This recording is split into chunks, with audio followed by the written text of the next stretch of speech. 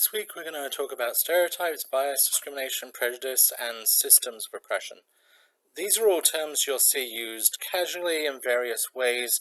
We're going to define them more precisely here, although you will see them used different ways elsewhere. So starting with stereotypes, a stereotype is an idea about a common trait, something in common, in a set of people with a particular identity. So it takes the form of people who are blank are like blank.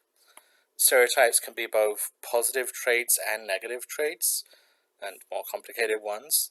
And for stereotypes, there's very often examples supporting them. There's very often members of that group who do in fact have the trait described in the stereotype.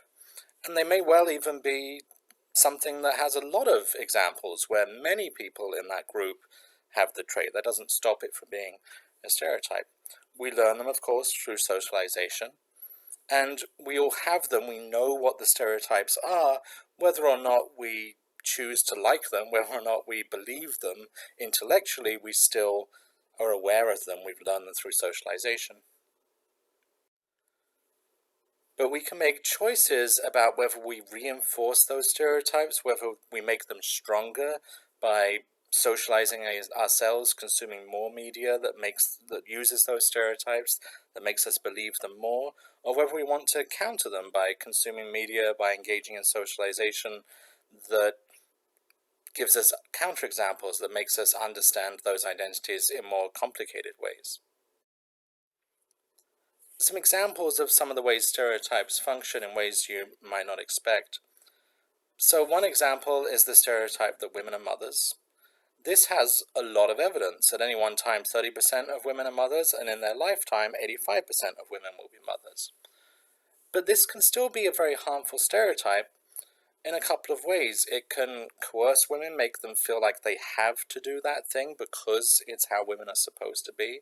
It can also put a lot of pressure and cause a lot of pain for the women who either choose not to be to fulfill that stereotype, or who are unable to, perhaps because they have a medical issue or something, and that can be a big pressure on people.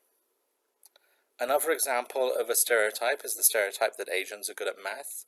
This, on the face of it, sounds like a positive stereotype, right? It's good to be good at math, it's a nice thing to say about someone. But these types of stereotypes can still be harmful in some important ways.